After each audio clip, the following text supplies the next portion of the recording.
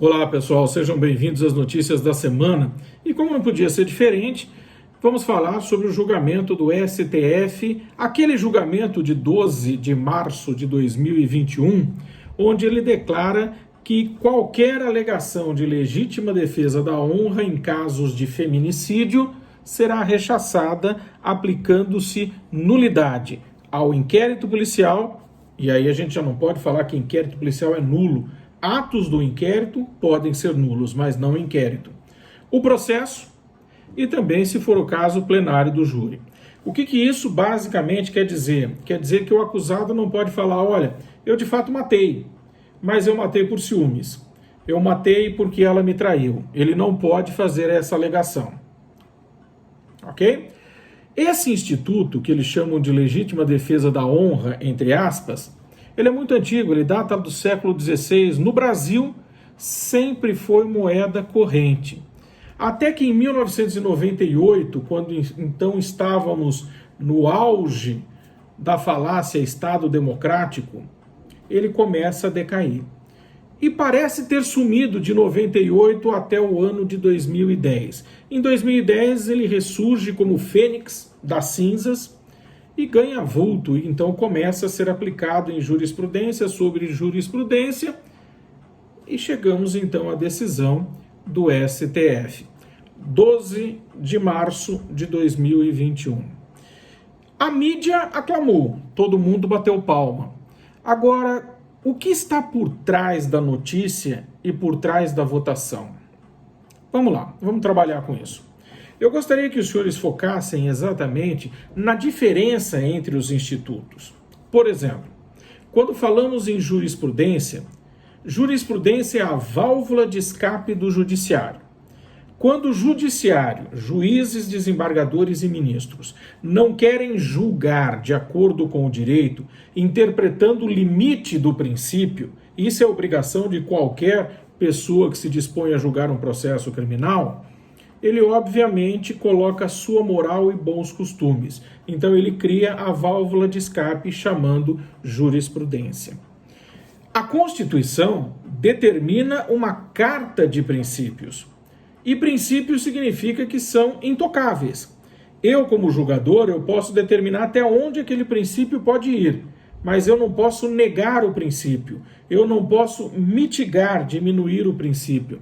Mesmo porque princípios não obedecem graduação. Eu não posso falar que eu tenho um principinho, um princípio e um principão. São princípios. E, portanto, se equivalem. Ok? Então, se você me disser, o princípio da ampla defesa tem previsão constitucional? Sim.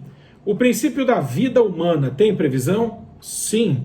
O princípio da dignidade tem previsão? Sim. Por isso são princípios, eles se equivalem. Eu não posso mitigar, eu não posso diminuir como fez o STF.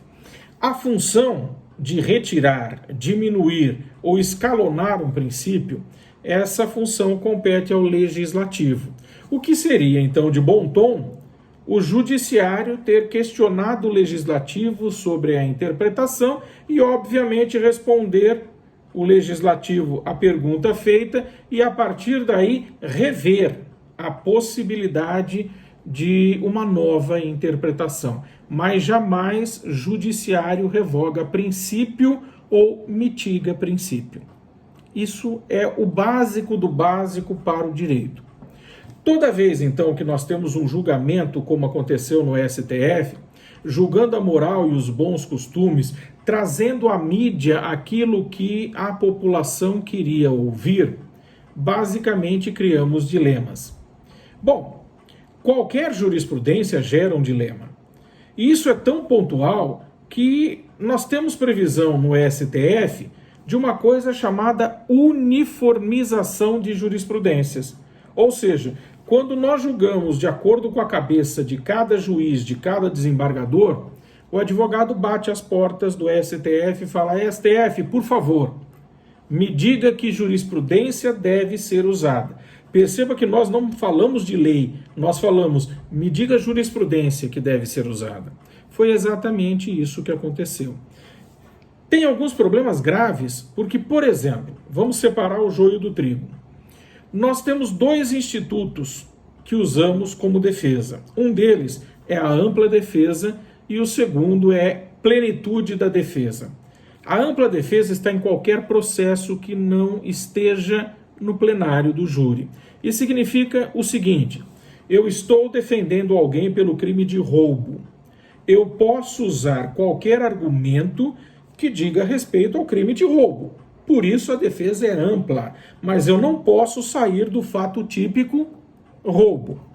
Quando nós estamos no plenário do júri, porque o plenário é composto de juízes leigos jurados, eu posso usar qualquer argumento que eu quiser, para que eles entendam exatamente a motivação do crime. Perceba, motivação do crime. E a partir desse momento, nós falamos em plenitude da defesa. O advogado pode lançar mão de todos os argumentos para atingir a plenitude, para chegar até os jurados e dizer: olha, a bem da verdade, a motivação foi essa daqui. Agora, se assim o é, e nós falamos em soberania dos vereditos, é importante observar o seguinte: nenhum julgador está obrigado a aplicar o que se chama de legítima defesa da honra. Mas, em contrapartida, está obrigado a ouvir e depois dimensionar se ele quer ou não fazer uso daquela condição. Dizer que o advogado não pode falar, ou dizer que o acusado não pode falar que, olha, de fato matei, estou confessando que matei, mas matei porque fiquei cego de ciúmes, não quer dizer que, obviamente, você tem que absolver o cara aplicando o instituto da legítima defesa da honra.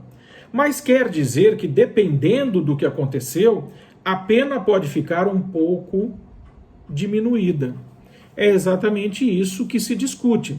Só que o STF fez diferente, ele preferiu causar um espetáculo midiático e dizer simplesmente: é inaceitável o uso da tese da legítima defesa da honra. Dito isso, ele derruba, de uma maneira muito simples, um princípio constitucional, que é o da ampla defesa, a sua consequência direta, que é a plenitude da defesa, o faz baseado em jurisprudências, negando princípios, negando Constituição e, óbvio, a própria lei ordinária, e causa consequências desastrosas no processo penal. Cada vez que nós fazemos uso de uma jurisprudência, e uma jurisprudência nova, significa que eu demoro 5 anos para que os tribunais comecem a decidir e eu tenha um parâmetro de julgamento. Isso atrapalha os juízes, que continuam julgando dilemas, os advogados, que automaticamente têm que recorrer ao que cada juiz está fazendo, cada tribunal está fazendo, e recorrer às portas do judiciário, e vai acontecer novamente, porque afinal de contas, uma jurisprudência, um dilema, não pode mitigar ou revogar um princípio. Isso quer dizer, basicamente, que nós estamos naquela história de que parece que eu ganhei, mas não levo. É importante? Sim, mas já havia declaração anterior. Então, obviamente, teria sido muito melhor se o judiciário tivesse se preocupado em qual é o limite da legítima defesa. Até que ponto o artigo 23 e 25 do Código Penal podem ser usados no montante de um julgamento que envolve a morte praticada por um homem contra uma mulher. E automaticamente nós teríamos então um julgamento justo e poderíamos, nos recursos, por exemplo, negar a tal jurisprudência ou a tal decisão midiática, a válvula de escape do juiz para que ele não tivesse que julgar o caso concreto. Bem, essas são as notícias da semana, eu espero que tenham gostado. Curtam e sigam as nossas páginas no Instagram, Facebook e também YouTube. Fiquem com o meu mais forte abraço e até o nosso próximo encontro, se Deus quiser.